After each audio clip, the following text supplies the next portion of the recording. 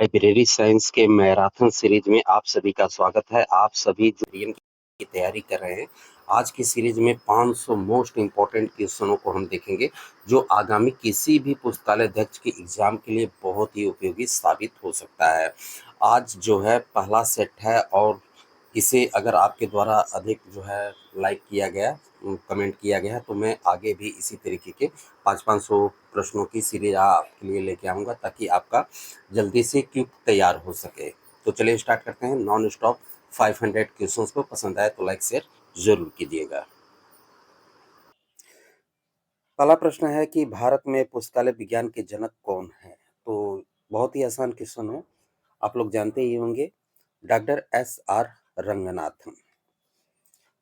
दूसरा प्रश्न कह रहा है कि पुस्तकालय विज्ञान के 5 सूत्र कब प्रकाशित हुए? राइट आंसर 1931 में होगा। ठीक है। तीसरा प्रश्न कह रहा है पुस्तकालय एक वर्धनशील संस्था है, यह कौन सा सूत्र है? तो 5वां सूत्र है, क्योंकि हमेशा निरंतर ये बढ़ता रहता है। 5 सूत्र हैं रंगनाथन के, जिसका प्रतिपादन 1928 में किया गया था। ठीक है, 1928 में किया गया था, लेकिन पुस्तक के रूप में जो है 1931 में प्रकाशित हुई थी और ये माला मद्रास लाइब्रेरी के सहयोग से इसे प्रकाशित किया गया था, मीनाक्षी कॉलेज अन्नामलाई नगर में। अगला प्रश्न देखते हैं। अगला प्रश्न कह रहा है कि 5 लॉ ऑफ लाइब्रेरी साइंस पुस्तक का प्रकाशन किसने किया? तो मद्रास लाइब्रेरी, वही मैंने आपको बताया ही। अगला प्रश्न कह रहा है कि डॉक्टर रंगनाथन का जन्मदिन 12 अगस्त है। ठीक है, भारत में किस रूप में मनाया जाता है? भारत में यह किस रूप में मनाया जाता है? तो राष्ट्रीय पुस्तकालय दिवस के रूप में मनाया जाता है। और पुस्तकालय सप्ताह, ठीक है, पुस्तकालय सप्ताह अगर प्रश्न में आ जाए तो 14 नवंबर से, ठीक है, 14 नवंबर से जो है 20 नवंबर याद रखिएगा इस चीज को। अगला प्रश्न देखते हैं। अगला प्रश्न कह रहा है कि लाइब्रेरी शब्द की उत्पत्ति किस भाषा से हुई है? तो लैटिन भाषा से हुई है, लाइबर से। ठीक है, लेकिन लेकिन थोड़ा सा यहाँ पे आप लोग कई बार कंफ्यूज हो जाते हैं। लेकिन अगर वहीं पे पूछ दे कि पुस्तकालय शब्द की उत्पत्ति किस भाषा से हुई है, तो आपका आंसर होगा संस्कृत। ठीक है, संस्कृत भाषा से। ठीक है, ये हमेशा माइंड में अपने रखिएगा। चलिए अगला प्रश्न देखते हैं। विश्व का सबसे बड़ा पुस्तकालय कौन सा है? तो लाइब्रेरी ऑफ कांग्रेस है। ठीक है, जो कि यूएसए का है। अगला प्रश्न, भारत का राष्ट्रीय पुस्तकालय कहाँ स्थित है? तो कोलकाता बेल्वेडियर पैलेस में है। अगला प्रश्न, राष्ट्रीय पुस्तकालय कोलकाता की स्थापना किस वर्ष हुई थी? तो 1948 में। इसका पूर्व में नाम जो है इंपीरियल लाइब्रेरी था। The name of change act के तहत इसे किया गया था और इसके उद्घाटनकर्ता उस समय के तत्कालीन शिक्षा मंत्री अब्दुल कलाम आजाद के द्वारा इसे किया गया था। ठीक है, अगला प्रश्न देखते हैं। 10 नंबर कह रहा है कि भारतीय राष्ट्रीय पुस्तकालय के प्रथम पुस्तकालय अध्यक्ष कौन थे? तो बी एस केशवन। ठीक है, बी एस केशवन थे। और फादर ऑफ आईएनबी, ठीक है, आईएनबी इंडियन नेशनल बिब्लियोग्राफी के भी जनक बी एस केशवन ही थे। ठीक है, फादर ऑफ आईएनबी इन्हें कहा जाता है। और ये आईएनबी जो है 14 भाषाओं में प्रकाशित होती है। ठीक है, अगला प्रश्न कह रहा है कि इंपीरियल लाइब्रेरी की स्थापना कब हुई थी? तो 1891 में लॉर्ड कर्जन के द्वारा किया गया था। और इंपीरियल लाइब्रेरी के प्रथम पुस्तकालय अध्यक्ष की अगर बात करें तो जॉन मैकफार्लेन 1902 में थे ये। अगला प्रश्न कह रहा है पुस्तकालय विज्ञान के किस सूत्र में बाल और युवा विकास की चर्चा की गई है? तो 5वां सूत्र होगा। ठीक है, अगला प्रश्न कह रहा है कि प्रत्येक पाठक को उसकी पुस्तक मिले, यह कौन सा सूत्र है? तो सभी के लिए जो है पुस्तकें उपलब्ध होनी चाहिए, ये द्वितीय सूत्र में है। प्रत्येक पुस्तक को उसका पाठक मिले, यह तृतीय सूत्र है। रंगनाथन ने थर्ड लॉ में कहा है कि ऐसे पुस्तकों का चयन न करें जिसका कोई पाठक न हो। ठीक है, आगे देखते हैं। अगला प्रश्न कह रहा है कि पुस्तकालय उपकर का संबंध जो है किससे है? तो सार्वजनिक पुस्तकालय से है, पब्लिक लाइब्रेरी से है। लाइब्रेरी जो है कितने प्रकार की होती हैं, कमेंट करके मुझे ज़रूर बताइएगा। वीडियो को रोक लीजिए, कमेंट करके बताइए लाइब्रेरी कितने प्रकार की होती हैं। ठीक है, अगला प्रश्न कह रहा है कि भारत के किस राज्य में सबसे पहले पुस्तकालय अधिनियम पारित हुआ था? तो मद्रास, जो कि अब तमिलनाडु के नाम से जाना जाता है, 1948 में पहला पब्लिक लाइब्रेरी एक्ट जो है यहीं पे लागू किया गया था। अगला प्रश्न है, बिहार में सार्वजनिक पुस्तकालय अधिनियम किस वर्ष में पारित हुआ था? 2008 में पारित हुआ था। अगला प्रश्न कह रहा है कि ट्रिपल आरएलएफ की स्थापना कब हुई थी? तो 1972 में राजा राम मोहन राय के 200वें जन्मदिन के उपलक्ष्य में किया गया था। अगला प्रश्न कह रहा है कि ट्रिपल आरएलएफ का मुख्यालय कहाँ स्थित है? तो ये कोलकाता में स्थित है। अगला प्रश्न, भारत में मोबाइल लाइब्रेरी यानी कि चल पुस्तकालय को रंगनाथन ने क्या नाम दिया है?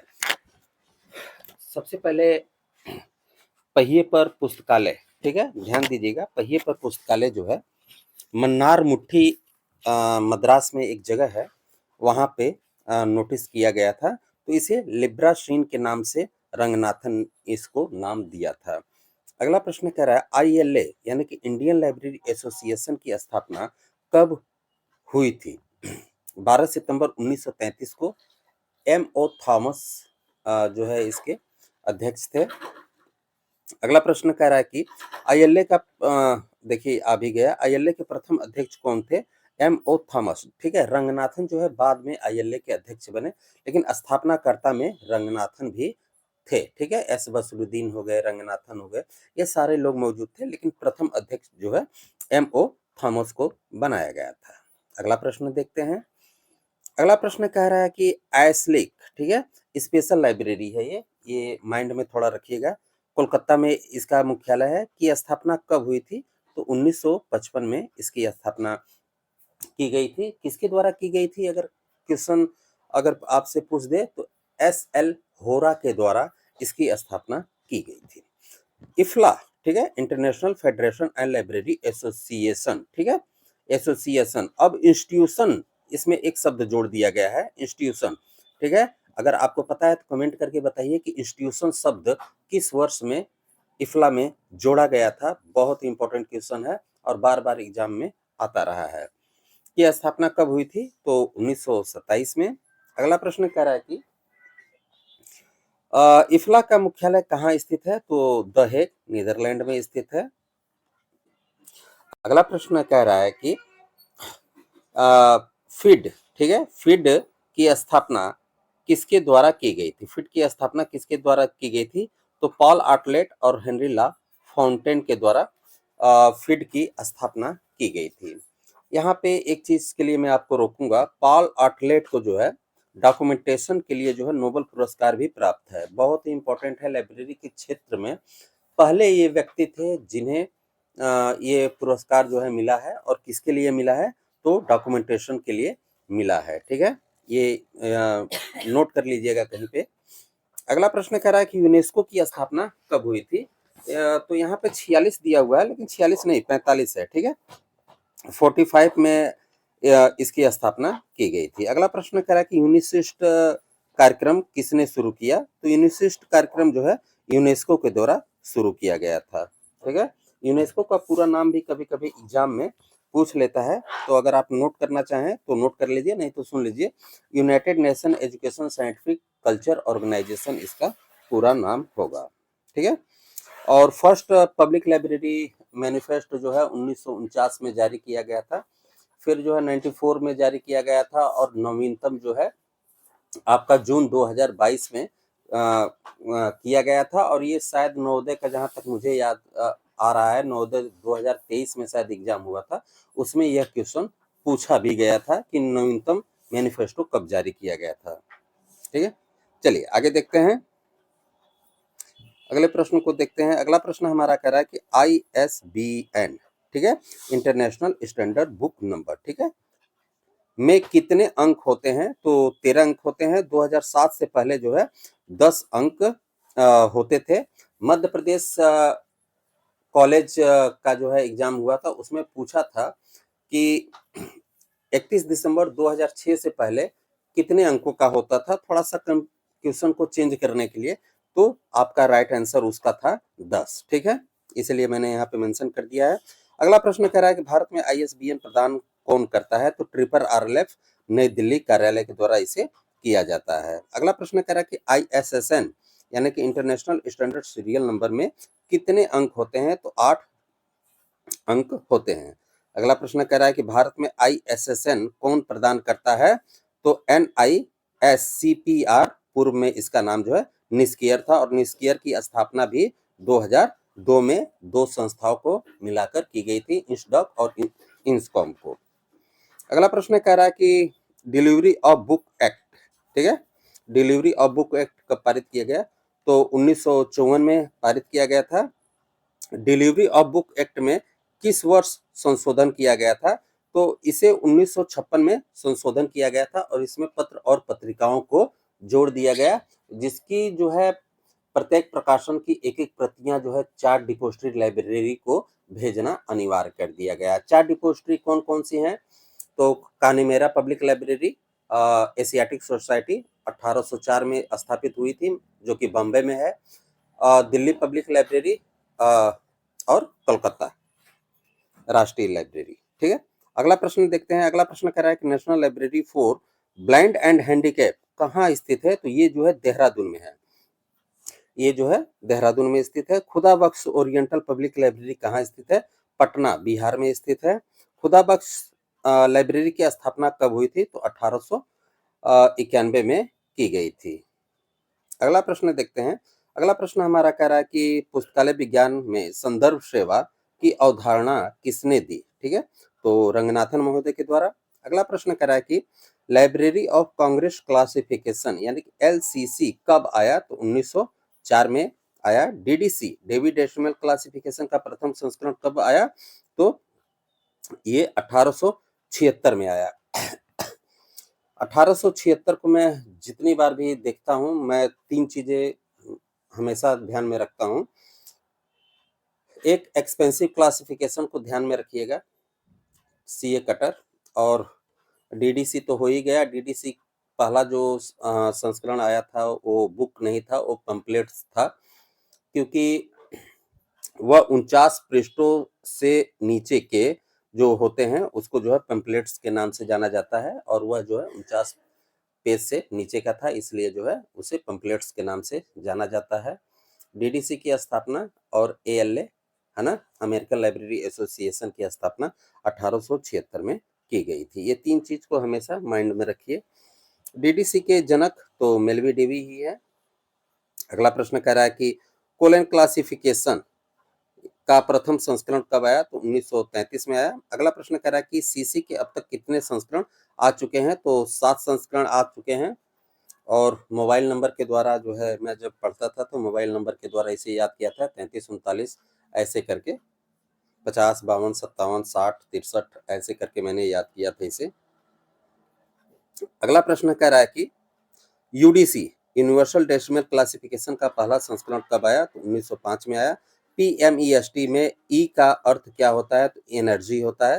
पर्सनालिटी पूरा नाम मैं बता दे रहा हूँ, पर्सनालिटी, मैटर, एनर्जी, स्पेस और टाइम, ठीक है, इसका पूरा हो गया। वर्गीकरण, क्लासिफिकेशन शब्द की उत्पत्ति किससे हुई है? तो लैटिन शब्द के क्लासिस से हुई है, क्लासिस से। अगला प्रश्न कह रहा है कि एक्सपेंसिव क्लासिफिकेशन के जनक कौन है? बताया आपको ऊपर ही, 1876, इसे याद रखिएगा।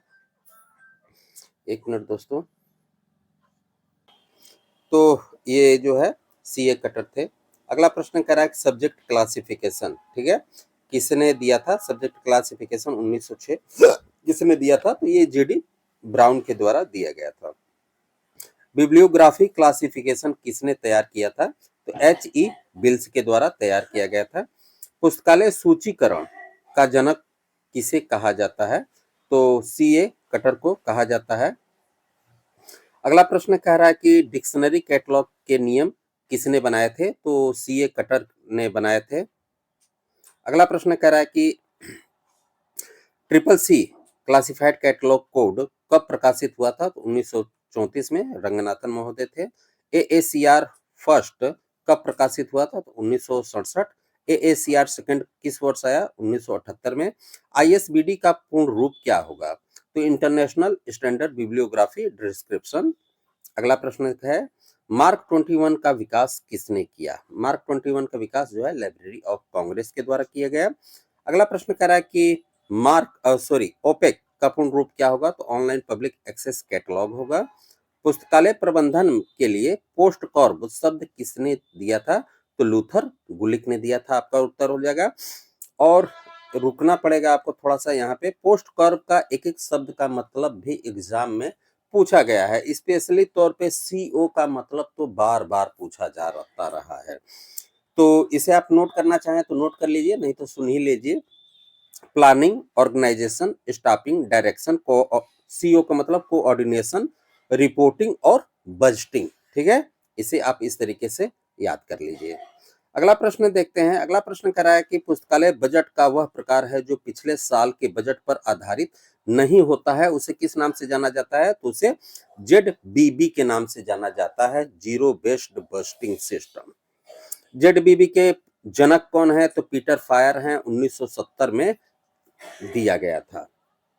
एक्वेसेशन रजिस्टर में पुस्तकों के इंद्रजाल किस क्रम में होते हैं? तो प्राप्ति की तिथि के अनुसार। ठीक है, एक्वेसेशन में 14 कॉलम होते हैं, ये भी क्वेश्चनों में बार बार पूछा गया है।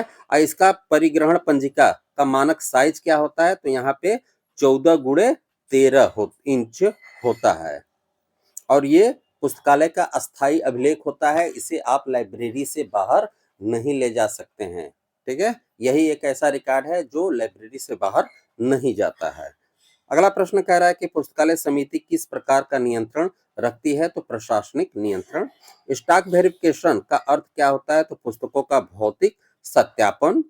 ब्राउने चार्जिंग सिस्टम में कितने कार्ड का उपयोग किया जाता है? तो 2 कार्ड का प्रयोग किया जाता है। New York charging system, Browne card के जन्मदाता जो है नीना ई ब्राउन थी। ठीक है, नीना ई ब्राउन। न्यूयॉर्क चार्जिंग सिस्टम कहाँ विकसित हुआ? तो यूएसए में जॉन कॉटन दाना के द्वारा, ये याद रखिए। और इसकी साइज की अगर मैं बात करूं तो 5, थोड़ा मुझे लग रहा है कि पेन डिस्प्ले की प्रॉब्लम है, 5x3 इंच। ठीक है, 5x3 इंच होता है, यानी कि इसकी साइज है ये। अगला प्रश्न कह रहा है कि कार्डेक्स प्रणाली का उपयोग क्या रिकॉर्ड रखने के लिए होता है? तो सामयिक प्रकाशन या पीरियोडिकल्स कह लीजिए, या धारावाहिक के लिए इसका जो है प्रयोग किया जाता है। ठीक है, पुस्तकालय में बैंडिंग क्यों की जाती है? तो पुस्तकों के संरक्षण और अस्थायित्व के लिए, यानी कि टिकाऊपन के लिए बैंडिंग की जाती है। और अगर आपको पता हो तो मुझे जरूर कमेंट में करिए। देखिए, कमेंट करेंगे तो मैं आपको जवाब जरूर देने की कोशिश करूंगा। हो सकता है तुरंत न दूं, 1-2 दिन भी लग सकता है, उसके चरण भी होते हैं। ठीक है, और ये एग्जामों में पूछे जाते हैं। अगर आप देंगे तो आपका कॉन्फिडेंस बढ़ेगा, बाकी आपकी मर्जी। चलिए, अगला प्रश्न कह रहा है कि रेफरेंस सर्विस के 2 प्रकार कौन से होते हैं? तो रेडी रेफरेंस सर्विस और लॉन्ग रेफरेंस सर्विस। मैंने बार बार बताया हूं कि ये 30 मिनट के अंदर दिया जाता है, कुछ क्षण से लेके 30 मिनट के अंदर। और लॉन्ग के लिए तो कितना भी समय लग सकता है, कोई निश्चित समय की जरूरत नहीं है। अगला प्रश्न देखते हैं। इंफॉर्मेशन शब्द का पहला प्रयोग कब हुआ? तो 1960 के दशक में हुआ। अगला प्रश्न कह रहा है डॉक्यूमेंटेशन शब्द का प्रयोग सबसे पहले किसने किया? तो पॉल आर्टलेट। अगला प्रश्न देखते हैं। अगला प्रश्न कह रहा है कि SDI selective discrimination of information सेवा किसने शुरू की थी? तो HP लुहान के द्वारा किया गया था 1958 में। अगला प्रश्न कह रहा है CAS का पूर्ण रूप क्या होगा? तो करंट अवेयरनेस सर्विस। अगला प्रश्न कह रहा है कि यूजर एजुकेशन यानी कि पाठक शिक्षा शब्द किसने दिया था? तो पैट्रिसिया नैप के द्वारा। अगला प्रश्न कह रहा है कि भारत में इन्फिलिप का केंद्र कहाँ है? तो गांधीनगर, गुजरात, 1991। और ये UGC की स्वायत्त संस्था है। ठीक है, अगला प्रश्न कर रहा है कि और इन्फिलिप नेट के कैलिबर प्रोग्राम भी है, और एक सोल सॉफ्टवेयर इसने विकसित किया है लाइब्रेरी के लिए। और सोल का जो है वर्तमान में 3.0 संस्करण 2021 में आया। ठीक है, अगला प्रश्न कर रहा है डेल नेट का मुख्यालय कहाँ है? तो नई दिल्ली में है। डेवलपिंग लाइब्रेरी नेटवर्क इसे कहा जाता है। और 1988 में इसकी स्थापना हुई थी, ये भी माइंड में रखिए। ठीक है, अगला प्रश्न कह रहा है कि NISCPR किन 2 संस्थाओं के विलय से हुआ? तो निस्केयर और इंस्डॉग है। ये अच्छा, नहीं नहीं नहीं, यहाँ पे ठीक है, ठीक है। निस्ट सॉरी, 2002 में जो है इंसडॉक और इंसकॉम को मिला के जो है निस्केयर की स्थापना हुई थी, और 2021 में जो है N N I S C P R जो है निस्केयर और इंस्टडार्स के द्वारा जो है 2021 में स्थापना हुई थी। इन दोनों को मिला दिया गया था, मर्ज कर दिया गया था। अगला प्रश्न कह रहा है कि सीओ डाटा का संबंध किससे है? तो data for science and technology से है। ग्रीन ग्लास जो है किससे संबंधित है? तो डिजिटल लाइब्रेरी से है। गुटनबर्ग प्रोजेक्ट जो है किससे संबंधित है? तो ई बुक से रिलेटिव है। कंप्यूटर के जनक कौन है? तो चार्ल्स बेबेज कंप्यूटर के जनक हैं। अगला प्रश्न कह रहा है कि सोल सॉफ्टवेयर का विकास किसने किया? तो बता ही दिया, इन्फ्लिनेट ने। कोहा सॉफ्टवेयर किस देश में विकसित हुआ? न्यूजीलैंड में हुआ। कप्टू कम्युनिकेशन के द्वारा इसे विकसित किया गया। सीडीएस आईएस सॉफ्टवेयर किसने बनाया? ठीक है, तो ये यूनेस्को के द्वारा इसे बनाया गया था। अगला प्रश्न कह रहा है कि लिप्सिस किस प्रकार का सॉफ्टवेयर है? तो ये जो है कमर्शियल सॉफ्टवेयर के अंतर्गत आता है। अगला प्रश्न कह रहा है इंटरनेट के जनक कौन है?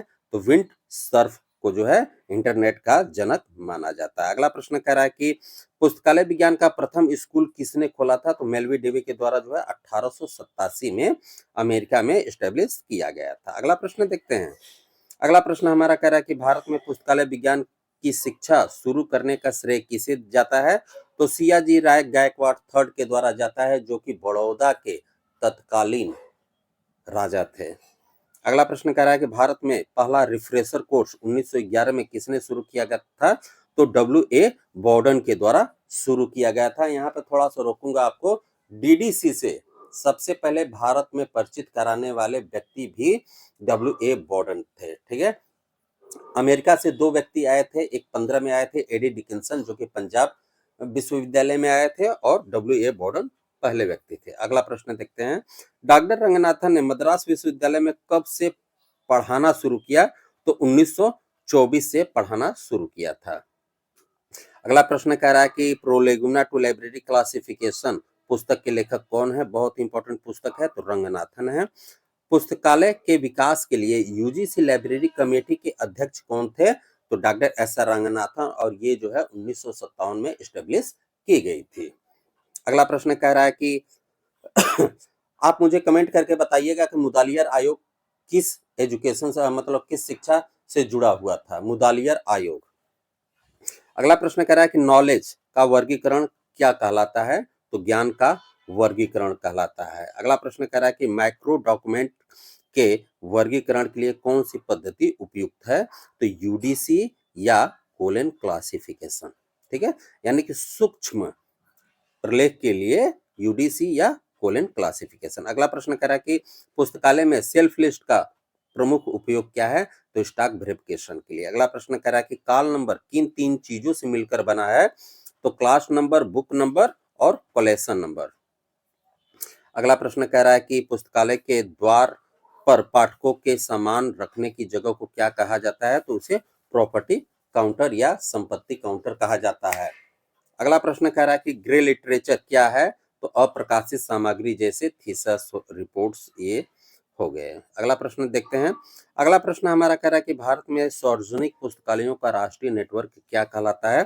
तो national virtual library of India. ठीक है, अगला प्रश्न कह रहा है कि LIS का पूर्ण रूप क्या होगा? तो लाइब्रेरी एंड इंफॉर्मेशन साइंस होगा। कि डीडीसी का पूरा नाम क्या होगा? तो डेवी डेसिमल क्लासिफिकेशन होगा। अगला प्रश्न कह रहा है कि डीडीसी के अब तक कितने संस्करण प्रकाशित हो चुके हैं? तो 23 संस्करण प्रकाशित हो चुके हैं। अगला प्रश्न कह रहा है कि डीडीसी का 23वां संस्करण किस वर्ष प्रकाशित हुआ था? तो 2011 में प्रकाशित हुआ था। नोटेशन शब्द सबसे पहले प्रयोग किसने किया था? तो ईसी रिचर्डसन के द्वारा प्रयोग किया गया था। अगला प्रश्न देखते हैं।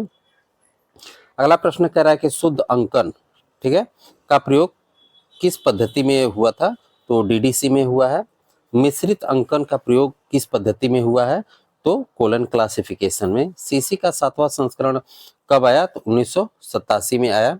अगला प्रश्न कह रहा है कि निमोनिक्स यानी कि स्मृति सहायक शब्द का अर्थ क्या होता है? तो याद रखने में सहायता करने वाला अंक। अगला प्रश्न कह रहा है कि सीसी में बुक नंबर के सूत्र कितने सूत्र में जो है कितने तत्व होते हैं? तो 8 तत्व होते हैं। अगला प्रश्न कह रहा है कि डीडीसी में रिलेटिव इंडेक्स का प्रयोग किस संस्करण से शुरू हुआ? तो प्रथम संस्करण से। अगला प्रश्न कह रहा है कि कॉमन आइसोलेट की अवधारणा किसने दी? तो डॉक्टर एसआर रंगनाथन के द्वारा। अगला प्रश्न देखते हैं। अगला प्रश्न कह रहा है कि फेसेट क्लासिफिकेशन का जनक जो है किसे माना जाता है? तो डॉक्टर रंगनाथन को। फेनोमेनल नेमोनिक्स का संबंध जो है किससे है? तो डॉक्टर रंगनाथन से है। डीडीसी के स्वामित्व का अधिकार वर्तमान में किसके पास है? तो ओहियो यानी कि ओसीएलसी के पास है, जो कि ओहियो में स्थित है। ऑनलाइन कंप्यूटर लाइब्रेरी सेंटर इसका पूरा नाम होगा। अगला प्रश्न कह रहा है कि यूडीसी का विकास किसके द्वारा किया गया? तो फिट के द्वारा किया गया। फिट का पूरा नाम है इंटरनेशनल फेडरेशन फॉर डॉक्यूमेंटेशन। अगला प्रश्न देखते हैं।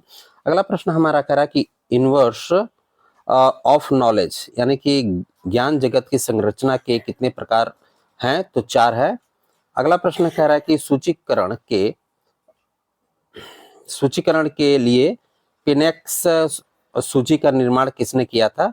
तो कैलीमैक्स के द्वारा किया गया था। अगला प्रश्न कह रहा है कि Anglo American catalogue rules AACR कब बना?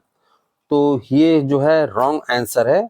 AACR जो है 1908 में नहीं आया था, ये 1967 में आया था। ठीक है, ये यहाँ पे गलत है, 1967 होगा। ठीक है, इसे आप सही कर लीजिएगा। अगला प्रश्न कह रहा है कि AACR 2 में कितने भाग हैं? तो भाग 2 हैं। अगला प्रश्न कह रहा है कि मेन एंट्री शब्द का प्रयोग सबसे पहले कहाँ हुआ था? तो ब्रिटिश म्यूजियम कोड में हुआ था। अगला प्रश्न है CCC में मुख्य प्रविष्टि के कितने अनुच्छेद होते हैं? तो 6 अनुच्छेद होते हैं। अगला प्रश्न कह रहा है कि ट्रेसिंग का कार्य किसके लिए किया जाता है? तो अतिरिक्त प्रविष्टियों के रिकॉर्ड के लिए किया जाता है। अगला प्रश्न CCC के अनुसार मुख्य प्रविष्टि का पहला अनुच्छेद क्या कहलाता है? तो लैंडिंग सेक्शन या अग्र अनुच्छेद के नाम से जाना जाता है। अगला प्रश्न कह रहा है कि चेन इंडेक्सिंग पद्धति किसने विकसित की थी? तो रंगनाथन महोदय के द्वारा 1938 में किया गया था। पॉप्सी का विकास जो है किसने किया था? तो गणेश भट्टाचार्य के द्वारा। इनका पूरा नाम गणेश भट्टाचार्य है। इसका पूरा नाम भी यहाँ पे दिया है, postulate based permuted indexing subject indexing. ठीक है, अगला प्रश्न कह रहा है कि प्रिजर्व्ड कंटेक्स्ट इंडेक्स सिस्टम के जनक कौन है? तो डेरेक आइंस्टीन है। अगला प्रश्न कह रहा है कि यूनिट टर्म इंडेक्सिंग की अवधारणा किसने दी? तो मार्टिन टॉप के द्वारा दिया गया। कीवर्ड इंडेक्सिंग का विकास किसने किया? तो HP लुहान के द्वारा किया गया। इनका पूरा नाम जो है हैंस पीटर लुहान था। अगला प्रश्न कह रहा है थिसोरस शब्द का अर्थ क्या होता है? तो समानार्थी शब्दों का शब्दकोश। अगला प्रश्न shares list of subject heading का पहला संस्करण कब आया? 1923 में। अगला प्रश्न कह रहा है ISBD international standard bibliography description का प्रयोजक कौन है? तो इफ्ला है। अगला प्रश्न कह रहा है कि मार्क यानी कि मशीन रिट्रीवल कैटलॉगिंग प्रोजेक्ट कब शुरू हुआ? तो 1966 में लाइब्रेरी ऑफ कांग्रेस के द्वारा। यूनियन कैटलॉग यानी कि संघीय सूची क्या है? तो 2 या 2 से अधिक पुस्तकालयों की संयुक्त सूची को यूनियन कैटलॉग के नाम से जाना जाता है। पुस्तकालय में सेल्फ लिस्ट कहाँ रखी जाती है? तो तकनीकी विभाग या टेक्निकल सेक्शन में। अगला प्रश्न कह रहा है कि रेफरेंस मैनुअल का प्रकाशन किसके द्वारा जो है किया जाता है? तो यूनेस्को के द्वारा किया जाता है। अगला प्रश्न कह रहा है बिब्लियोग्राफी शब्द की उत्पत्ति किस भाषा में हुई है? तो ग्रीक से हुई है।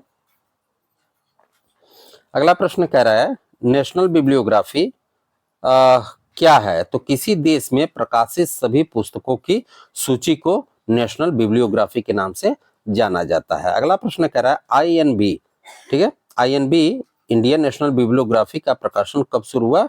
तो 1957-58 से, और ये जो है 14 भाषाओं में ठीक है, कल भी बताया था 14 भाषाओं में प्रकाशित होती है। अगला प्रश्न है INB का प्रकाशन कौन करता है? तो सेंट्रल रेफरेंस लाइब्रेरी यानी कि CRL कोलकाता के द्वारा। अगला प्रश्न कह रहा है INB को कितने भागों में विभाजित किया गया है? तो 2 भागों में, सामान्य और सरकारी प्रकाशन। ट्रेड बिब्लियोग्राफी का अर्थ क्या होता है? तो प्रकाशकों या विक्रेताओं द्वारा जारी पुस्तकों की सूची। अगला प्रश्न कह रहा है कि एनुअल रजिस्टर किस प्रकार की सूचना स्रोत है? किस प्रकार का सूचना स्रोत है? तो ये संदर्भ सूचना स्रोत है। अगला प्रश्न कह रहा है गजेटियर क्या है? तो भौगोलिक सूचना का स्रोत है ये। अगला प्रश्न कह रहा है इंसाइक्लोपीडिया ब्रिटेनिका का प्रथम संस्करण कब प्रकाशित हुआ? तो 1768 से 1771 के बीच में। अगला प्रश्न कह रहा है कि इंसाइक्लोपीडिया ब्रिटेनिका का प्रकाशन अब किस रूप में होता है? तो केवल डिजिटल रूप में होता है। 2012 से जो है ये प्रिंट रूप में आना बंद हो गया है, अब ये सिर्फ इलेक्ट्रॉनिक फॉर्म में है। अगला प्रश्न कह रहा है कि एलिमेंट्स यानी कि पंचांग में किस प्रकार की सूचना होती है? तो खगोलीय और वार्षिक घटनाएं इसमें होती हैं। अगला प्रश्न सूचना का प्राथमिक स्रोत क्या है? तो शोध पत्र, शोध प्रबंध, ये सारे हैं। अगला प्रश्न कह रहा है कि सूचना का द्वितीयक स्रोत क्या है? तो पाठ्य पुस्तकें, शब्दकोश, अनुक्रमणिका। ईयर बुक को और किस नाम से जाना जाता है? तो एनिमल्स के नाम से जाना जाता है, नल्स के नाम से।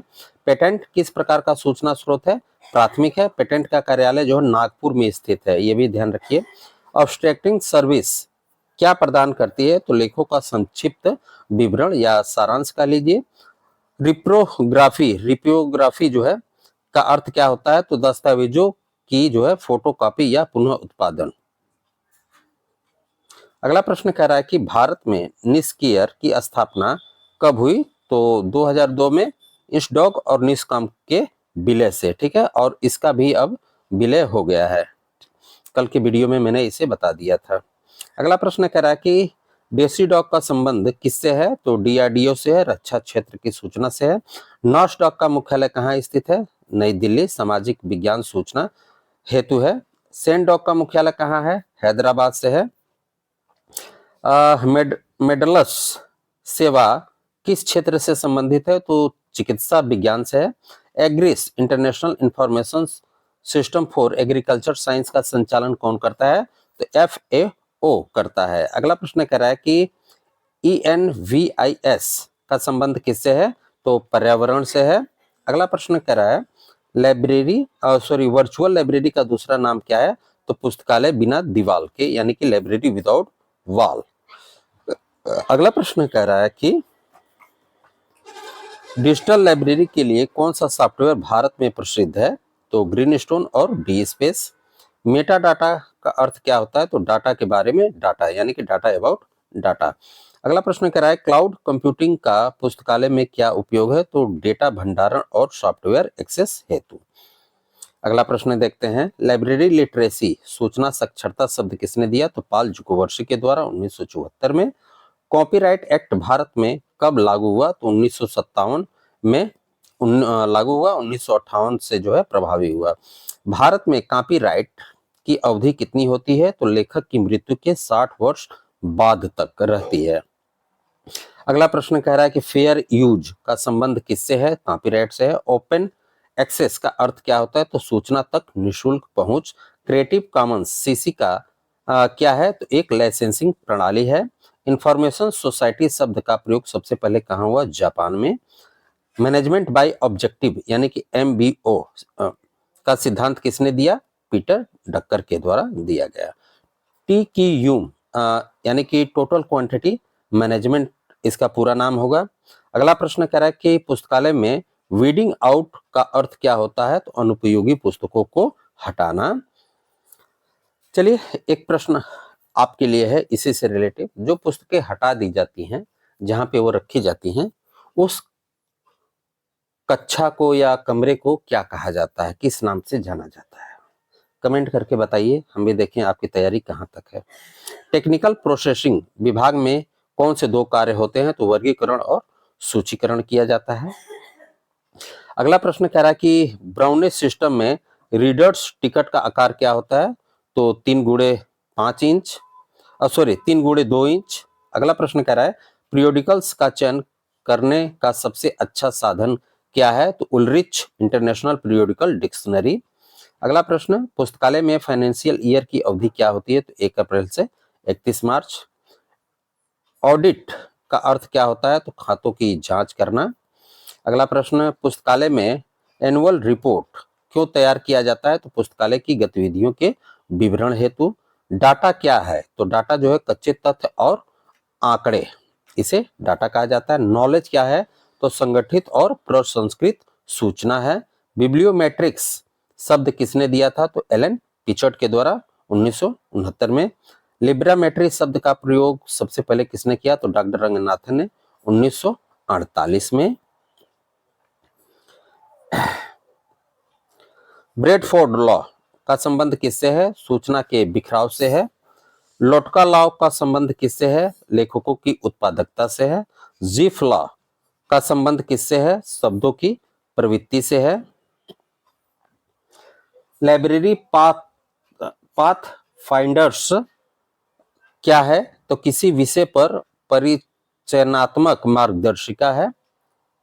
अगला प्रश्न कह रहा है कि साइबरनेटिक्स शब्द किसने दिया?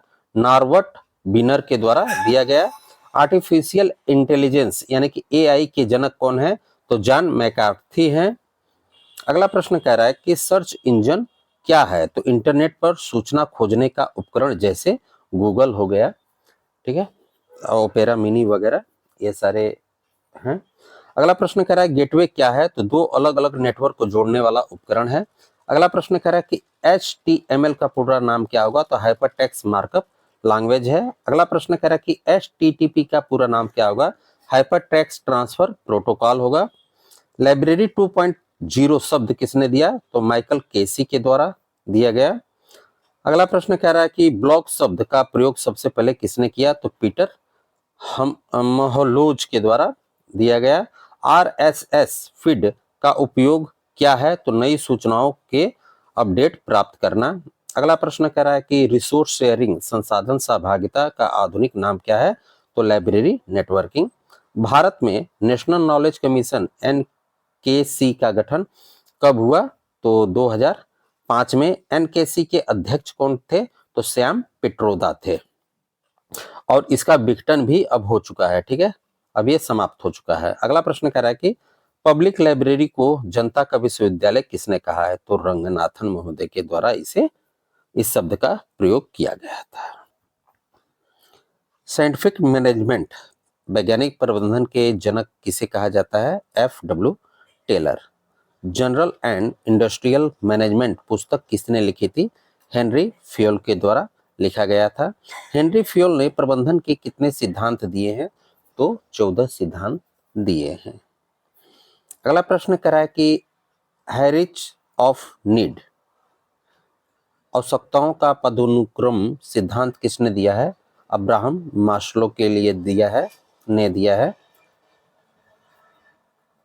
अगला प्रश्न कह रहा है कि theory X and theory Y का संबंध किससे है? तो अभिप्रेरणा या मोटिवेशन से है, और ये डगलस मैकग्रेगर के द्वारा दिया गया था। मोटिवेशन हाइजीन थ्योरी जो है किसके द्वारा दिया गया था? तो फ्रेडरिक हर्जबर्ग के द्वारा दिया गया था। अगला प्रश्न कह रहा है कि पुस्तकालय में सिलेक्शन ऑफ बुक का कार्य कौन सा विभाग करता है? तो एक्विजिशन सेक्शन करता है, पावती विभाग। अगला प्रश्न कह रहा है कि कम से कम लागत पर सर्वोत्तम पठन सामग्री अधिकतम पाठकों को, यह सिद्धांत किसने दिया हुआ है? तो मेलवी डेवी के द्वारा जो है कॉस्ट की बात की गई थी। अगला प्रश्न कह रहा है कि ड्यूरी प्रिंसिपल्स 1930 में दिया गया था, ये का संबंध किससे है? तो पुस्तक चयन से रिलेटिव है ये। अगला प्रश्न कह रहा है कि टेक्निकल सेक्शन के 2 प्रमुख कार्य क्या हैं? तो क्लासिफिकेशन और कैटलॉगिंग। अगला प्रश्न कह रहा है कि काल नंबर में बुक नंबर का क्या अर्थ होता है? तो एक ही विषय की पुस्तकों को अलग करने वाला अंक। अगला प्रश्न कह रहा है कि पुस्तकालय की रीढ़ की हड्डी किसे कहा जाता है? तो स्टॉक सेक्शन को कहा जाता है, संग्रहण विभाग को कहा जाता है। अगला प्रश्न कह रहा है कि रेक्टिफिकेशन का अर्थ पुस्तकालय में क्या है? तो पुस्तकों को उनके सही स्थान पर अलमारी में सजाना जो है रेक्टिफिकेशन के नाम से जाना जाता है। अगला प्रश्न कह रहा है कि रेफरेंस डेस्क कहाँ पर स्थित होना चाहिए? तो पुस्तकालय के प्रवेश द्वार पर। अगला प्रश्न कह रहा है कि चार्जिंग एंड डिस्चार्जिंग का अर्थ क्या होता है? तो पुस्तकों का निर्गम, उधार देना और वापसी। अगला प्रश्न कह रहा है कि ड्यू डेट स्लिप पुस्तक में कहाँ चिपकाई जाती है? तो पुस्तक के अंतिम पृष्ठ पर। अगला प्रश्न कह रहा है कि लाइब्रेरी लीजर सिस्टम क्या है? तो पुस्तकों के लेने देने की पुरानी रजिस्टर पद्धति लाइब्रेरी लीडर्स सिस्टम जो है। अगला प्रश्न कह रहा है कि पुस्तकालय में फाइन लेने का मुख्य उद्देश्य क्या है? तो पुस्तकों को समय पर वापस लाने के लिए प्रेरित करना। अगला प्रश्न कह रहा है कि इंटर लाइब्रेरी लोन का अर्थ क्या है? तो दो पुस्तकालयों के बीच पुस्तकों का आदान प्रदान जो है इंटर लाइब्रेरी लोन के नाम से जाना जाता है। पीरियोडिकल्स यानी कि सामयिक प्रकाशन के लिए की जांच के लिए जो है 3 कार्ड सिस्टम किसने दिया? रंगनाथन ने दिया है। अगला प्रश्न कह रहा है कि 3 कार्ड सिस्टम के 3 कार्ड कौन कौन से होते हैं? तो रजिस्टर कार्ड, चेक कार्ड और क्लासिफाइड इंडेक्स कार्ड। अगला प्रश्न कह रहा है कार्डेक्स कैबिनेट का निर्माण किस कंपनी ने किया था? तो रेमिंगटन रैंड इंडिया के द्वारा किया गया था। अगला प्रश्न कह रहा है कि स्टॉक वेरिफिकेशन की सबसे अच्छी विधि कौन सी है? तो सेल्फ लिस्ट मेथड। अगला प्रश्न कह रहा है कि डिपोजिटरी लाइब्रेरीज भारत में कितनी है? डिपोजिटरी तो 4 है, दिल्ली, मुंबई, कोलकाता, चेन्नई। अगला प्रश्न कह रहा है कि पुस्तकालय बजट का वह हिस्सा जो हर साल बदलता नहीं है? तो कैपिटल एक्सपेंडिचर। अगला प्रश्न कह रहा है कि कैंजेसिस का व्यय का क्या अर्थ होता है? तो आकस्मिक खर्चे। अगला प्रश्न कह रहा है कि परफॉर्मेंस बस्टिंग का विकास कहाँ हुआ? तो अमेरिका में हुआ। हूवर आयोग के द्वारा इसे किया गया था। अगला प्रश्न कह रहा है planning programming budgeting system PPBS किसने विकसित किया? तो रैंड कॉर्पोरेशन के द्वारा किया गया। अगला प्रश्न कह रहा है कि लाइब्रेरी स्टैटिस्टिक्स का उपयोग क्या उपयोग है? तो पुस्तकालय की प्रगति के आकलन के लिए। अगला प्रश्न कह रहा है कि एनुअल रिपोर्ट के 2 भाग कौन से होते हैं? तो स्टैटिक्स और डिस्क्रिप्टिव। अगला प्रश्न कह रहा है पुस्तकालय भवन निर्माण के लिए मॉड्यूल सिद्धांत किसने दिया था? तो एंगस स्नीड मैकडोनाल्ड के द्वारा दिया गया था। पुस्तकालय में ओपन एक्सेस का सबसे बड़ा लाभ क्या है? तो पाठकों का समय बचता है इससे। वेलम का अर्थ क्या होता है? तो जानवरों की खाल से बना लेखन सामग्री। अगला प्रश्न है पेपायरस का संबंध किस प्राचीन देश से है? तो मिस्र से है। अगला प्रश्न कह रहा है कि माइक्रोफिल्म किस प्रकार का सूचना स्रोत है? तो नॉन डॉक्यूमेंट्री। अगला प्रश्न कह रहा है इनकुनाबुला किसे कहते हैं? तो 1500 ईस्वी से पहले की मुद्रित पुस्तकों को जो है इनकुनाबुला के नाम से जाना जाता है। ग्रे लिटरेचर का मुख्य उदाहरण क्या है? तो रिपोर्ट्स और कॉन्फ्रेंस पीरियोडिकल्स। बिब्लियोग्राफी ऑफ बिब्लियोग्राफिक्स क्या है? तो तृतीयक सूचना स्रोत है होता है ये। अगला प्रश्न कह रहा है कि रेडी रेफरेंस सोर्स का उदाहरण दे। तो डिक्शनरी, ईयरबुक, डायरेक्टरी। अगला प्रश्न कह रहा है कि लॉन्ग रेफरेंस सर्विस किसे दी जाती है? तो विशेषज्ञों और शोधकर्ताओं को। अगला प्रश्न कह रहा है करंट अवेयरनेस सर्विस CAS की एक विधि क्या है? तो लिस्ट ऑफ न्यू अराइवल्स यानी कि नई पुस्तकों की सूची। SDI सेवा में यूजर प्रोफाइल का क्या अर्थ होता है? तो पाठक की रुचि का विवरण। अगला प्रश्न कर रहा है ट्रांसलेशन सर्विस अनुवाद सेवा किस प्रकार की सूचना सेवा है? तो एंटीसिपेटरी सर्विस है। अगला प्रश्न कह रहा है भारत में निष्कियर द्वारा कौन सी अनुवाद पत्रिका प्रकाशित की जाती है? तो ITPI प्रकाशित की जाती है। डॉक्यूमेंट डिलीवरी सर्विस DDS का क्या अर्थ होता है? तो मांगे गए दस्तावेज की प्रति उपलब्ध कराना। अगला प्रश्न कह रहा है कंप्यूटर का मस्तिष्क किसे कहा जाता है? तो CPU को कहा जाता है, सेंट्रल प्रोसेसिंग यूनिट। रैम किस प्रकार की मेमोरी है? तो वोलेटाइल है, अस्थायी। रोम का पूरा नाम क्या है? तो रीड ओनली मेमोरी। अगला प्रश्न कह रहा है कंप्यूटर की सेकेंडरी स्टोरेज का उदाहरण है? तो हार्ड डिस्क, पेन ड्राइव। अगला प्रश्न कह रहा है ऑपरेटिंग सिस्टम का उदाहरण दें। तो ऑपरेटिंग सिस्टम विंडोज हो गया, लिनक्स हो गया, यूनिक्स हो गया। अगला प्रश्न कह रहा है ओपन सोर्स सॉफ्टवेयर क्या है? तो जिसका सोर्स कोड मुफ्त उपलब्ध हो, जैसे कोहा हो गया। अगला प्रश्न कह रहा है कि डाटाबेस क्या है? तो डाटा का व्यवस्थित संग्रह डाटाबेस कहलाता है। SQL का पूरा नाम क्या होगा? स्ट्रक्चर्ड क्वेरी लैंग्वेज होगा।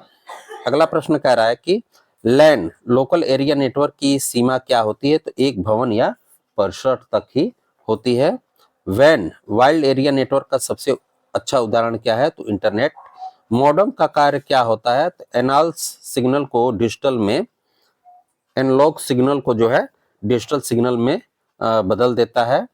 अगला प्रश्न कह रहा है कि प्रोटोकॉल का अर्थ क्या होता है? तो कंप्यूटर नेटवर्क के नियम। IP एड्रेस का पूरा नाम क्या होता है? तो इंटरनेट प्रोटोकॉल एड्रेस। फायरवॉल का उपयोग किसके लिए होता है? तो नेटवर्क सुरक्षा के लिए। वाईफाई का पूरा नाम क्या होगा? तो वायरलेस फिडेलिटी।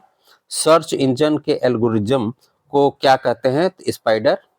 अगला प्रश्न कह रहा है कि वर्ल्ड कैट का संचालन कौन करता है? तो OCLC, और ये विश्व की सबसे बड़ी कैटलॉग है। अगला प्रश्न कह रहा है मशीन रिट्रीवल कैटलॉगिंग का जनक कौन है? Heinrich Avram. अगला प्रश्न कह रहा है डबलिन कोर मेटाडाटा में कितने तत्व होते हैं? 15 तत्व। Z39.50 क्या है? तो सूचना पुनः प्राप्ति का प्रोटोकॉल है ये। क्लाउड कंप्यूटिंग के 3 मॉडल कौन से हैं? तो SaaS, PaaS और IaaS। अगला प्रश्न कह रहा है सॉफ्टवेयर शब्द का प्रयोग सबसे पहले किसने किया था? जॉन टूकी। अगला प्रश्न कह रहा है कि बिट का पूरा नाम क्या होगा? तो बाइनरी डिजिट। 8 बिट के समूह को क्या कहते हैं? 1 बिट कहा जाता है। अगला प्रश्न कह रहा है कि 1024 GB किसके बराबर है? तो 1 TB के बराबर है, टेराबाइट। अगला प्रश्न कह रहा है कि लाइब्रेरी ऑटोमेशन शब्द का प्रयोग सर्वप्रथम किसने किया? DS हार्डर के द्वारा किया गया। अगला प्रश्न कह रहा है रेट्रो कन्वर्सेशन क्या है? तो पुरानी कार्ड सूची को कंप्यूटर डाटाबेस में बदलना। RFID का पूरा नाम क्या होगा? तो रेडियो फ्रीक्वेंसी आइडेंटिफिकेशन। अगला प्रश्न कह रहा है कि RFID तकनीक का पुस्तकालय में क्या उपयोग है?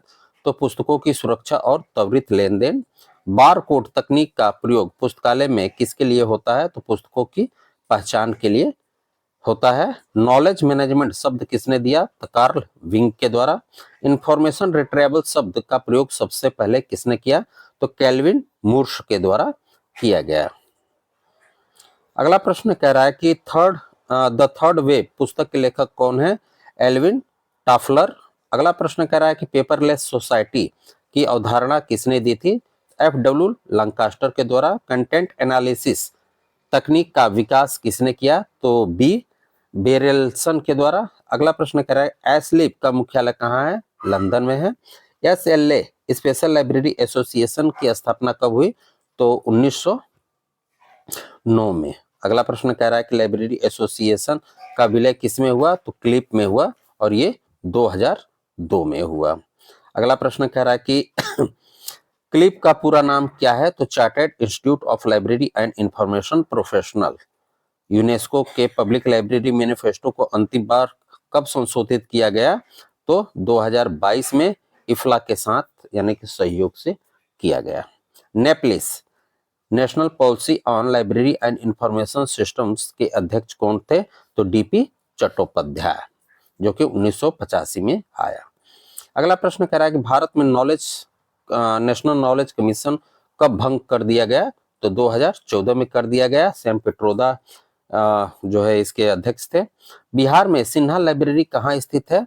तो पटना में है। इंपीरियल लाइब्रेरी को जनता के लिए कब खोला गया? तो 30 जनवरी 1903 को लॉर्ड कर्जन के द्वारा। अगला प्रश्न कह रहा है नेशनल लाइब्रेरी ऑफ इंडिया का वर्णन संविधान की किस धारा में है? तो धारा 62 7वीं अनुसूची में है। अगला प्रश्न कह रहा है कि लाइब्रेरी लिग्निजेशन का मुख्य उद्देश्य क्या है? तो सार्वजनिक पुस्तकालयों को कानूनी आधार देना। केस केवल किन पुस्तकालयों पर लगाया जाता है? तो सार्वजनिक पुस्तकालयों पर।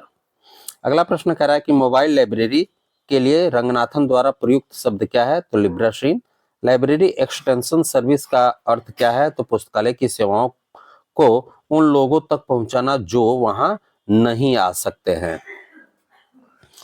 अगला प्रश्न देखते हैं। अगला प्रश्न कह रहा है कि बुक मोबाइल सेवा किस सेवा का हिस्सा है? तो प्रसार या एक्सटेंशन सर्विस का हिस्सा है। प्लेगरिज्म यानी कि साहित्यिक चोरी रोकने के लिए कौन सा सॉफ्टवेयर प्रयोग किया जाता है? तो उरकुंड, ठीक है, टुर्निटिन। अगला प्रश्न कह रहा है कि इम्पैक्ट फैक्टर का संबंध किससे है? तो पत्रिकाओं की गुणवत्ता से है। इम्पैक्ट फैक्टर किसने विकसित किया? यूजिन गारफील्ड के द्वारा। एच इंडेक्स का संबंध किससे है? तो लेखक के शोध कार्यों के प्रभाव से है। अगला प्रश्न कह रहा है कि सेंट्रोमेट्रिक्स शब्द का प्रयोग किसने किया? तो वीवी नालीमो के द्वारा किया गया था। इंडेक्सिंग अनुक्रमणीकरण शब्द की उत्पत्ति किससे हुई है? तो लैटिन शब्द से हुई है। प्री कोऑर्डिनेट इंडेक्सिंग के जनक कौन है? तो JEL फराडाने हैं। रिलेशन एनालिसिस का सिद्धांत किसने दिया है? तो JEL फराडाने ने दिया है। चेन इंडेक्सिंग को और किस नाम से जाना जाता है? तो श्रृंखला प्रक्रिया के नाम से जाना जाता है। Precious preserved context index system का विकास कब हुआ? तो 1971 में BNB के लिए इसका इस्तेमाल हुआ था।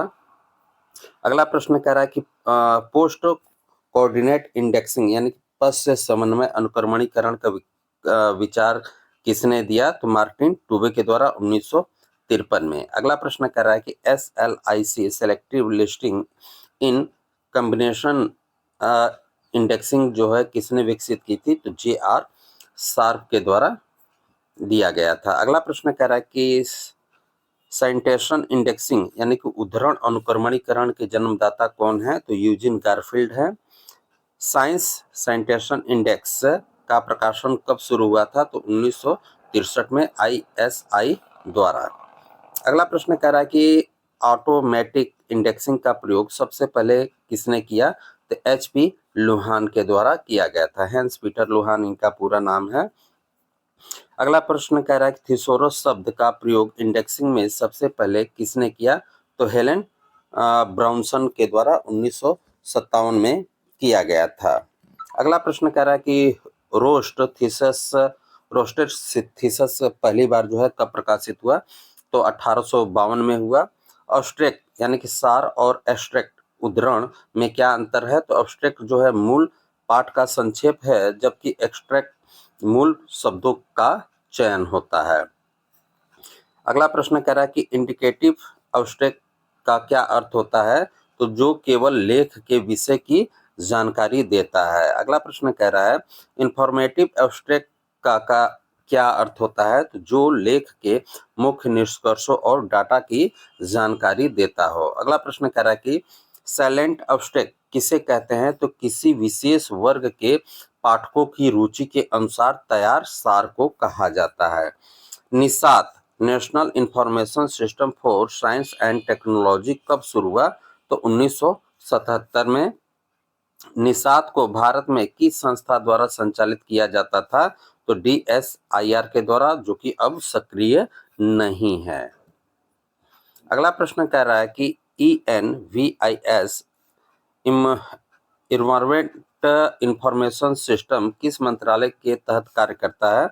तो इन्वायरमेंट है तो पर्यावरण और वन मंत्रालय के ही अधीन कार्य करेगा। अगला प्रश्न कह रहा है कि SNDT महिला विश्वविद्यालय मुंबई किस क्षेत्र के लिए जाना जाता है? तो पुस्तकालय विज्ञान की उच्च शिक्षा के लिए। अगला प्रश्न कह रहा है कि DRTC documentation research and training centre कहाँ स्थित है? तो बेंगलुरु में स्थित है। अगला प्रश्न कह रहा है कि DRTC की स्थापना किसने की? तो डॉक्टर SR रंगनाथन ने 1962 में। अगला प्रश्न कह रहा है आइस लीग का पूरा नाम क्या है? तो Indian association of special libraries and information centre. अगला प्रश्न कह रहा है आइस लीग बुलेटिन कैसी पत्रिका है? तो ये त्रैमासिक पत्रिका है। अगला प्रश्न है SIS society for information science की स्थापना कब हुई? 1975 में। अगला प्रश्न कह रहा है कि लाइब्रेरी ऑफ कांग्रेस USA की स्थापना तो 1800 में की गई थी। अगला प्रश्न कह रहा है कि ब्रिटिश लाइब्रेरी की स्थापना कब हुई? तो 1973 में। अगला प्रश्न कह रहा है कि VINITI यानी कि all union institute of scientific and technical information कहाँ स्थित है? तो रूस में है। ठीक है। OCLC का नाम बदलकर ऑनलाइन कंप्यूटर लाइब्रेरी सेंटर कब कर दिया गया? तो 1981 में। अगला प्रश्न कह रहा है कि OCLC द्वारा प्रदान की जाने वाली सहकारी सूचीकरण सेवा कौन सी है? तो वर्ल्ड कैट। RLIN यानी कि research library and information network किस देश का नेटवर्क है? तो ये जो है USA का है। अगला प्रश्न कह रहा है कि जानेट नेटवर्क किस देश के विश्वविद्यालयों के लिए है? तो ये UK का है। ER नेट यानी कि education and research network Bharat में कब शुरू हुआ? तो 1986 में। निक नेट का संचालन कौन करता है? नेशनल इंफॉर्मेशन सेंटर करता है, निक के द्वारा किया जाता है। अगला प्रश्न कह रहा है कि इन्फिल्मनेट का जनरल कंसोर्टियम कौन सा है? ई शोध सिंधु। अगला प्रश्न देखते हैं UGC इन्फोनेट डिजिटल लाइब्रेरी कंसोर्टियम कब शुरू हुआ? 2004 में। फोर्सा किस क्षेत्र के पुस्तकालयों का कंसोर्टियम है? तो खगोल विज्ञान और भौतिकी का है। अगला प्रश्न कह रहा है कि इंडिस्ट AIC माफ करिए कंसोर्टियम किसके लिए है? तो इंजीनियरिंग और तकनीकी संस्थानों के लिए है। इंटर लाइब्रेरी लोन यानी कि IIL को बढ़ावा देने वाला नेटवर्क कौन सा है? तो डेल नेट है। वर्ल्ड डिजिटल लाइब्रेरी किसके द्वारा लॉन्च की गई? तो यूनेस्को और लाइब्रेरी ऑफ कांग्रेस के द्वारा। Digital library of India project किसने शुरू किया था? तो IISC बेंगलुरु और संस्कृत मंत्रालय के द्वारा किया गया था। अगला प्रश्न कह रहा है कि national digital library of India यानी कि NDLI कहाँ विकसित की गई? तो IIT खड़गपुर में। और उस समय तत्कालीन राष्ट्रपति प्रणब मुखर्जी के द्वारा इसे शुरू किया गया था। अगला प्रश्न कह रहा है कि ओपन अचीव इनिशिएटिव का मुख्य कार्य क्या है या उद्देश्य क्या है? तो अंतः संचालनता। अगला प्रश्न कह रहा है डबलिन कोर में कुल कितने तत्व होते हैं? तो 15 एलिमेंट्स होते हैं। अगला प्रश्न कह रहा है कि METS का पूरा नाम क्या होगा? तो Meta data encoding and transmission standard. E book का अर्थ क्या होता है? तो इलेक्ट्रॉनिक स्वरूप में उपलब्ध पुस्तकें। किंडले क्या है? अमेजन द्वारा विकसित एक पुस्तक रीडर है। ई पाठशाला किसकी पहल है? NCERT और शिक्षा मंत्रालय का है। अगला प्रश्न कह रहा है कि SWYAM का पूर्ण रूप क्या होगा? तो study webs of achieve learning for young aspiring minds. अगला प्रश्न कह रहा है कि MOOC का अर्थ क्या होगा? तो मोस्टिव ओपन ऑनलाइन कोर्स। अगला प्रश्न कह रहा है इंटरनेट शब्द का सबसे पहले प्रयोग जो है सबसे पहले किसने किया था? तो विंट सर्फ और बॉब काहन। TIC/IP क्या है? तो इंटरनेट संचार का एक मानक प्रोटोकॉल होता है। डोमेन नेम क्या होता है? तो वेबसाइट पर विशिष्ट नाम जैसे .gov, .edu, .in इस तरीके से। URL का पूरा नाम क्या होगा? तो यूनिफॉर्म रिसोर्स लोकेटर। अगला प्रश्न कह रहा है वेब 2.0 शब्द किसने लोकप्रिय बनाया? तो टीम ओ रिले के द्वारा, जो कि 2004 में। इसलिए मैंने डेट भी मेंशन साथ ही साथ कर दिया है ताकि आप लोगों को आसानी रहे। दोस्तों, अगर अच्छा लग रहा हो तो प्लीज़ लाइक और कमेंट जरूर करें। आप सभी से रिक्वेस्ट है इतनी सी, ताकि और स्टूडेंट तक जाए, इससे एक मोटिवेशन बनती है। बाकी आपको अगर नहीं अच्छा लगता है तो मैं नहीं कहूँगा, आपको फोर्स नहीं करूँगा, आपकी इच्छा पे ये निर्भर करता है। चलिए देखते हैं। सोशल नेटवर्किंग का पुस्तकालय में उदाहरण क्या है? तो पुस्तकालय का फेसबुक पेज या ट्विटर हैंडल। विकी का क्या अर्थ है? तो सहयोगात्मक रूप से संपादित की जाने वाली वेबसाइट। पॉडकास्ट का क्या अर्थ होता है? तो इंटरनेट पर उपलब्ध ऑडियो फाइल। कोल्ड स्टोरेज का उदाहरण क्या है? क्लाउड स्टोरेज का उदाहरण क्या होता है? तो गूगल ड्राइव हो गया, ड्रॉप बॉक्स हो गया, आई कोल्ड क्लाउड हो गया, ये सारे हैं। अगला प्रश्न कह रहा है कि SaaS का पूरा नाम क्या होगा? तो software as a service. Boolean logic के प्रवर्तक कौन है? तो जॉर्ज बुले। बुलियन सर्च में 3 ऑपरेटर्स कौन कौन से होते हैं? तो एंड और नॉट। एंड ऑपरेटर का उपयोग कब किया जाता है? तो जब दोनों शब्द परिणाम में चाहिए रिजल्ट कम करने के लिए। और ऑपरेटर का उपयोग कब किया जाता है? तो जब कोई भी एक शब्द परिणाम में चाहिए, यानी कि रिजल्ट बढ़ाने के लिए। और नॉट का उपयोग किया जाता है हटाने के लिए। ठीक है। ट्रंकेशन तकनीक का उपयोग किसके लिए होता है? तो समान मूल वाले शब्दों को खोजने के लिए। अगला प्रश्न कह रहा है कि वाइल्ड कार्ड कैरेक्टर का उदाहरण क्या है? या। ठीक है।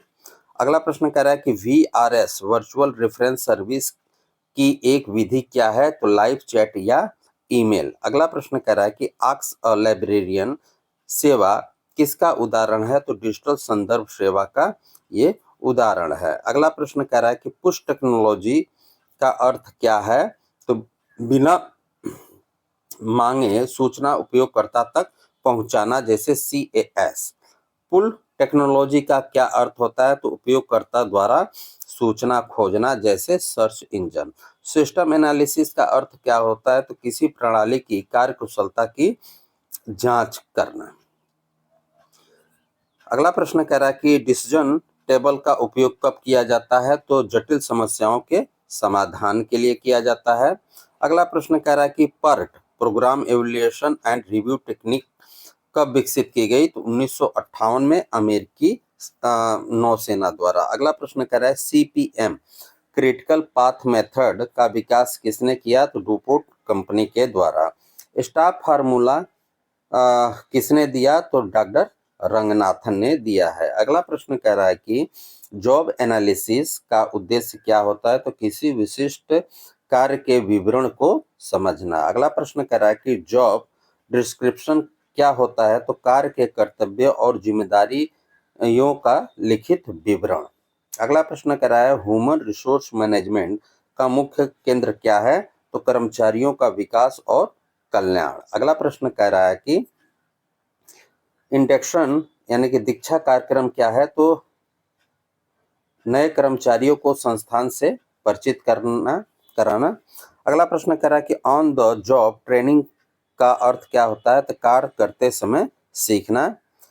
हैरिच यानी कि पदानुक्रम का अर्थ क्या होता है? तो उच्च स्तर से निम्न स्तर तक सत्ता का प्रवाह।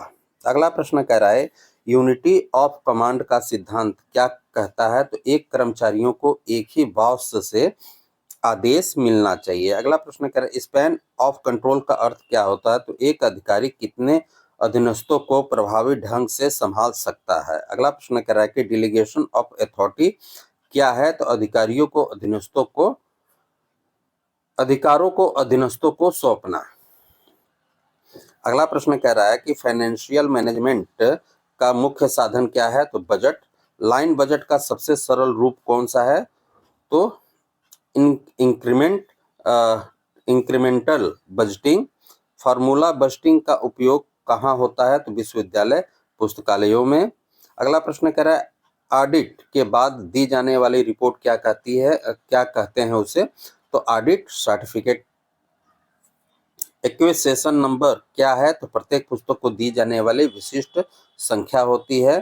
कलेक्शन डेवलपमेंट का अर्थ क्या होता है? तो पुस्तकालय की सामग्रियों को चयन, प्राप्ति और मूल्यांकन करना। अगला प्रश्न है स्टॉक रेक्टिफिकेशन, स्टॉक संशोधन का अर्थ क्या होता है? तो पुस्तकों को उनके सही स्थान पर लगाना। अगला प्रश्न कह रहा है बाइंडिंग के कितने चरण कितने प्रकार होते हैं? तो मुख्यतः 8 प्रकार होते हैं। अगला प्रश्न कह रहा है कि डस्ट जैकेट क्या है? तो पुस्तक के बाहरी आवरण की सुरक्षा हेतु कागज। अगला प्रश्न कह रहा है कि माइक्रोग्राफिक्स शब्द किससे संबंधित है? तो माइक्रोफिल्म और माइक्रोफिश से रिलेटिव है। इंफॉर्मेशन ओवरलोड शब्द किसने दिया था? तो बर्ट्राम ग्रास, लोकप्रिय एल्विन टॉफलर ने किया। दिया इन्होंने है, लोकप्रिय इन्होंने किया है, ठीक है। लाइब्रेरी पाथफाइंडर का विकास सबसे पहले कहाँ हुआ? MIT में। अगला प्रश्न कह रहा है लाइब्रेरी एक्सटेंशन के लिए रंगनाथन द्वारा प्रतिपादित सिद्धांत कौन सा है? तो प्रत्येक पुस्तक को उसका पाठक मिले। लिटरेसी का अर्थ क्या है? तो पढ़ने और लिखने की क्षमता। डिजिटल लिटरेसी का अर्थ क्या होता है? तो डिजिटल उपकरणों और इंटरनेट के उपयोग की क्षमता। पब्लिक लाइब्रेरी की वित्त पोषण मुख्य रूप से कहाँ से होती है? तो सरकारी अनुदान और पुस्तकालय उपकर से होती है। भारत में पुस्तकालयों के विकास के लिए गठित पहली समिति कौन सी थी? तो वह समिति रिचि समिति थी 1926। स्वतंत्रता के बाद भारत सरकार द्वारा गठित पहली पुस्तकालय समिति कौन सी थी? तो KP सिन्हा समिति 1957, जिसे एडवाइजरी कमेटी ऑफ लाइब्रेरीज के नाम से जाना जाता है। एडवाइजरी कमेटी फॉर लाइब्रेरीज ने अपनी रिपोर्ट कब प्रस्तुत की? तो 59 में। अगला प्रश्न कह रहा है कि UGC लाइब्रेरी कमेटी 1957 के अध्यक्ष कौन थे? तो डॉक्टर SR रंगनाथन। पुस्तकालय कर्मचारियों के लिए फैकल्टी स्टेटस की सिफारिश किस समिति ने की थी? तो रंगनाथन समिति ने। अगला प्रश्न कर रहा है कोठारी एजुकेशन कमीशन 1964-66 के अध्यक्ष कौन थे? तो DS कोठारी। अगला प्रश्न कर रहा है कोठारी आयोग ने शिक्षा बजट का कितना प्रतिशत पुस्तकालयों पर खर्च करने का सुझाव दिया? तो 6.5 से 10% सुझाव दिया था। मल्होत्रा कमेटी जो कि 1983 में आई का संबंध जो है किससे है? पुस्तकालय अध्यक्षों के वेतनमान से रिलेटिव है। National policy on library and information system नेप्लिस कब प्रस्तुत की गई? तो 1986 में। नॉलेज कमीशन ने पुस्तकालयों के लिए कुल कितनी सिफारिशें दी थी? तो 10 जो है प्रमुख सिफारिशें थी। पुस्तकालय विधान का अर्थ क्या है? तो पुस्तकालयों के संचालन हेतु बनाया गया कानून। मद्रास सार्वजनिक पुस्तकालय अधिनियम किस वर्ष लागू हुआ? तो 1948 में।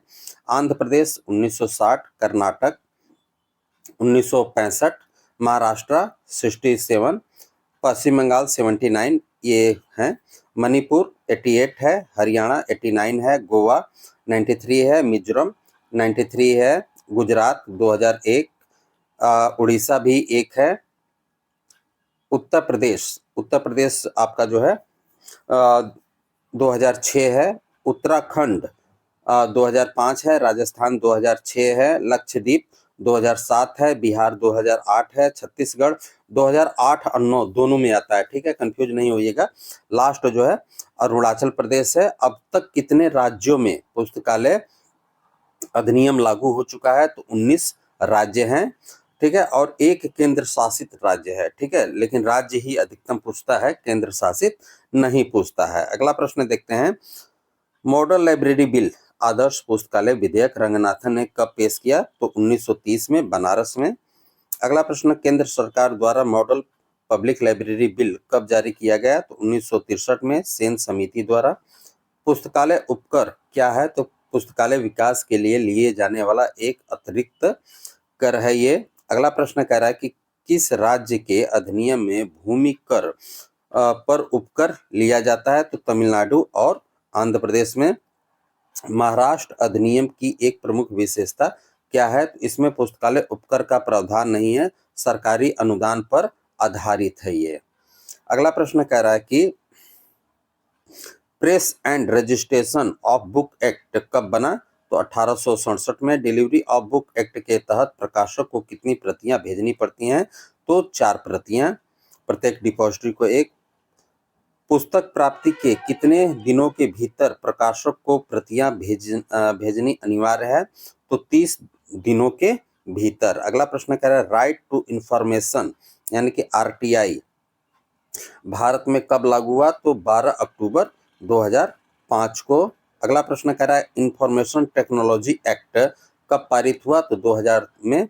इंटेलेक्चुअल प्रॉपर्टी राइट में क्या क्या शामिल है? तो कॉपीराइट, पेटेंट, ट्रेडमार्क, डिजाइन। बीपो का मुख्यालय कहाँ स्थित है? जेनेवा में, स्विट्जरलैंड। बीपो वर्ल्ड इंटेलेक्चुअल प्रॉपर्टी ऑर्गेनाइजेशन की स्थापना कब हुई थी? तो 1967 में। अगला प्रश्न कह रहा है कि बर्न कन्वेंशन 1886 किससे संबंधित है? तो कॉपीराइट से। यूनिवर्सल कॉपीराइट कन्वेंशन यूसीसी कब हुआ? तो 1952 में यूनेस्को द्वारा। Trade related intellectual property rights का संचालन कौन करता है? तो WTO करता है, वर्ल्ड ट्रेड ऑर्गेनाइजेशन करता है। अगला प्रश्न कह रहा है कि बिहार का राजकीय पुस्तकालय कौन सा है? तो सिन्हा पब्लिक लाइब्रेरी। अगला प्रश्न कह रहा है कि सिन्हा पब्लिक लाइब्रेरी की स्थापना किसने की थी? तो डॉक्टर सच्चिदानंद सिन्हा ने 1924 में। अगला प्रश्न कह रहा है कि खुदाबख्श ओरिएंटल पब्लिक लाइब्रेरी को राष्ट्रीय महत्व का संस्थान कब घोषित किया गया? तो 1969 में संसद के अधिनियम द्वारा। अगला प्रश्न कह रहा है खुदाबख्श लाइब्रेरी का मुख्य संग्रह किस भाषा में है? तो अरबी और फारसी पांडुलिपियां। बिहार में जिला पुस्तकालयों की संख्या कितनी है? तो 38, प्रत्येक जिले में एक। अगला प्रश्न कह रहा है कि लाइब्रेरी शब्द लाइबर से बना है, लाइबर का अर्थ क्या होता है? तो पेड़ की छाल। ठीक है। पुस्तकालय विज्ञान का प्रथम सूत्र क्या है? तो पुस्तकें उपयोग के लिए हैं। प्रथम सूत्र का पालन सुनिश्चित करने के लिए क्या आवश्यक है? तो पुस्तकालय का स्थान, समय और कर्मचारियों का व्यवहार। अगला प्रश्न कह रहा है कि ओपन एक्सेस सिस्टम किस सूत्र की संतुष्टि करता है? तृतीय सूत्र की। अगला प्रश्न कह रहा है कि लाइब्रेरी एक्सटेंशन सर्विस किस सूत्र के तहत आता है? तो तृतीय सूत्र के तहत आता है। अगला प्रश्न है पाठक के समय बचाएं, यह कौन सा सूत्र है? तो चतुर्थ सूत्र है। पुस्तकालय में क्लासिफाइड अरेंजमेंट किस सूत्र का समर्थन करता है? तो चतुर्थ सूत्र का समर्थन करता है। अगला प्रश्न कह रहा है कि ऑर्गेनाइजिम यानी कि जीव शब्द का प्रयोग रंगनाथन ने किस सूत्र में किया? तो 5वें सूत्र में किया, क्योंकि कहा था ना वर्धनशील संस्था है। अगला प्रश्न कह रहा है पुस्तकालय के एडल्ट ग्रोथ का अर्थ क्या है? तो सेवाओं और गुणवत्ता में वृद्धि, आकार में नहीं। ठीक है। मेमोरी मैनेजमेंट किसका कार्य है?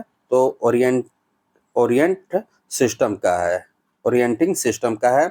कंपाइलर का जो है कार्य क्या है? तो हाई लेवल लैंग्वेज को मशीनी लैंग्वेज में बदलना। बाइनरी संख्या प्रणाली में कौन से 2 अंक होते हैं? तो 0 और 1 होता है।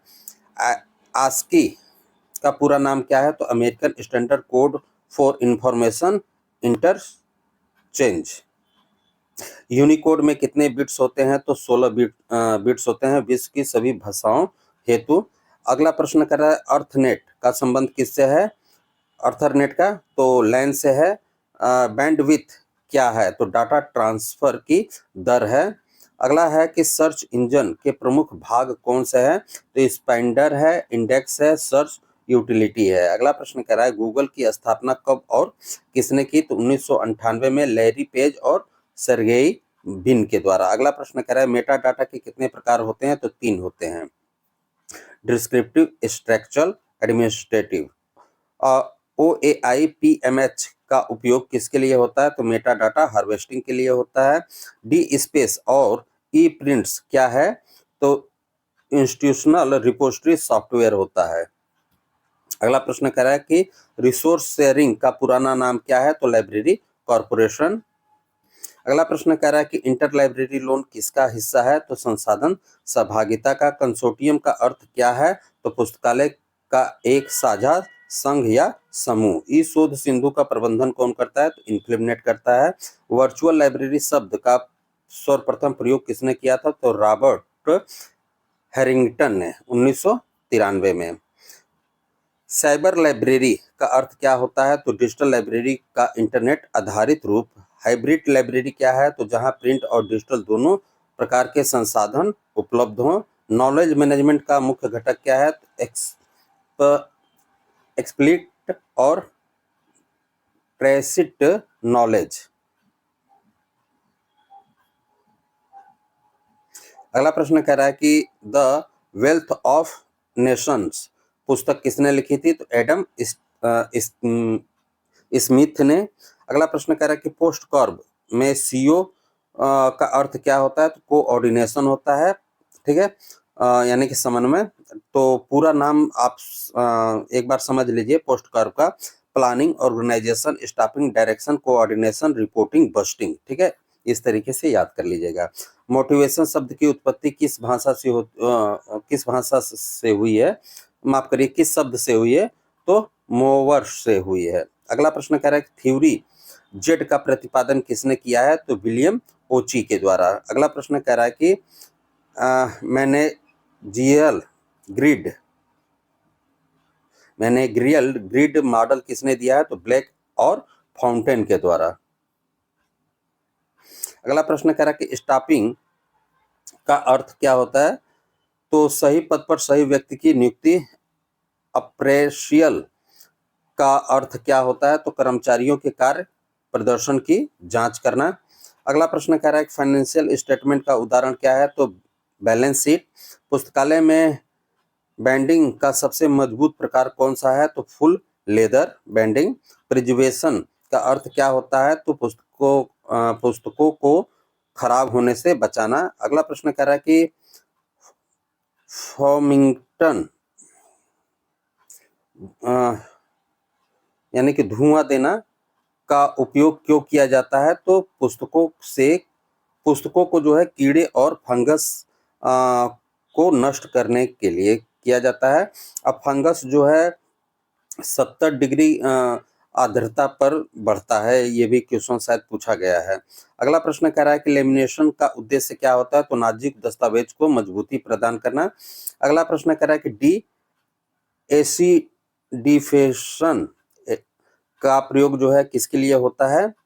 तो कागज के अम्लीय प्रभाव को दूर करने के लिए। अगला प्रश्न कर रहा है माइक्रोफिच का मानक आकार क्या है? तो 105 mm गुणे 148 mm, यानी कि A6 साइज का जो पेपर होता है उतना। अगला प्रश्न कर रहा है ओपेक का वह रूप जो वेब पर उपलब्ध हो? तो वेब ओपेक। अगला प्रश्न कर रहा है सब्जेक्ट हेडिंग तैयार करने की सबसे पुरानी पद्धति कौन सी है? तो shares list of subject heading. Union catalogue का लाभ क्या है? तो संसाधनों की स्थिति का पता लगाना। बिब्लियोग्राफी को शांति का उपकरण किसने कहा? तो लुई सोर्स के द्वारा कहा गया है।